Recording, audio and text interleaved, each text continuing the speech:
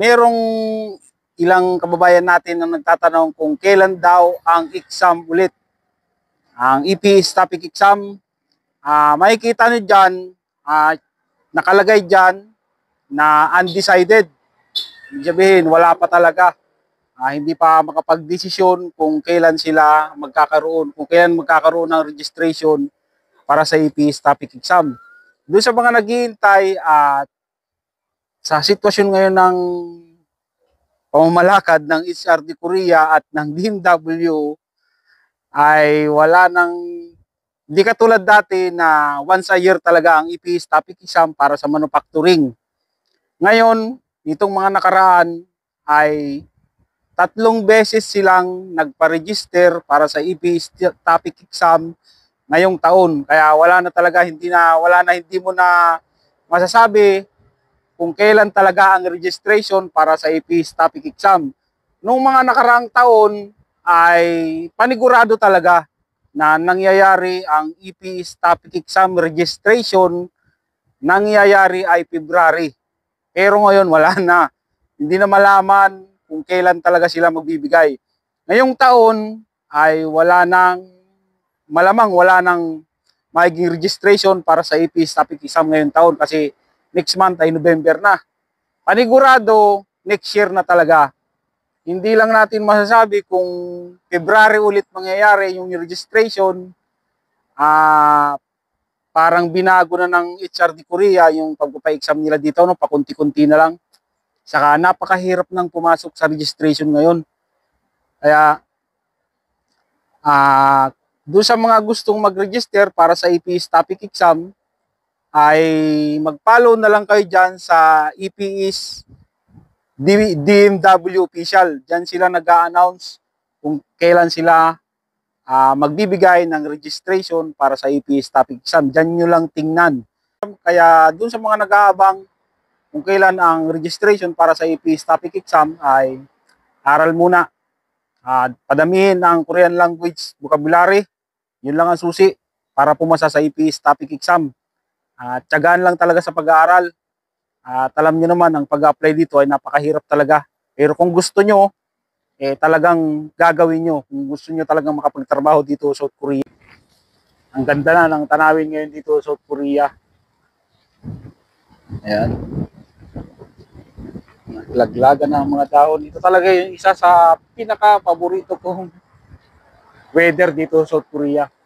Yan, taglagas. Yan. Liliparan ng mga dahon.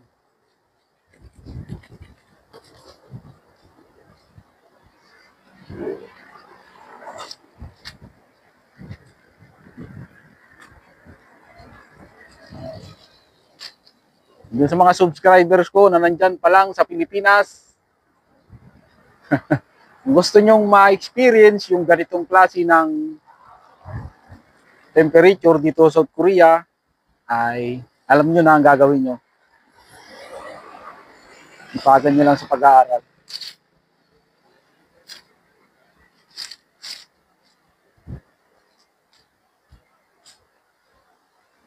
Pasyal-pasyal tayo mga kabayan para makita nyo yung klase ng mga dahon kapag ganitong taglagas dito sa South Korea.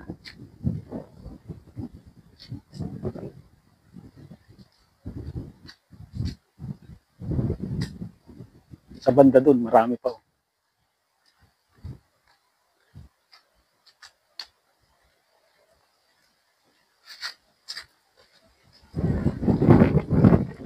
Malakas ang hangin.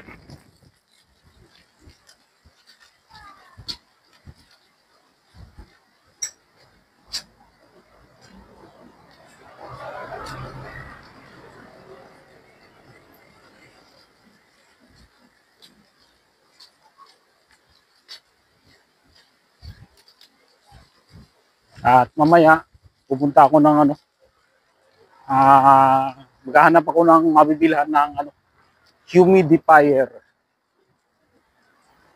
Hirap kasi mga kabayan sa kwarto kapag yung sobrang init na ng heater sa flooring, parang nakakatuyot ng lalamunan. Kaya kailangan may tubig sa hangin.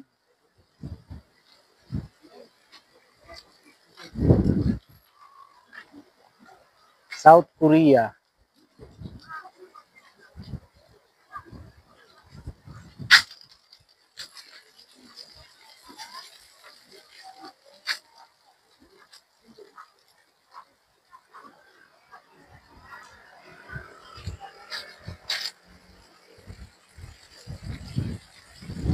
Oh, mahirap dito. Malamig na nga. Malakas pa yung ihip ng hangin.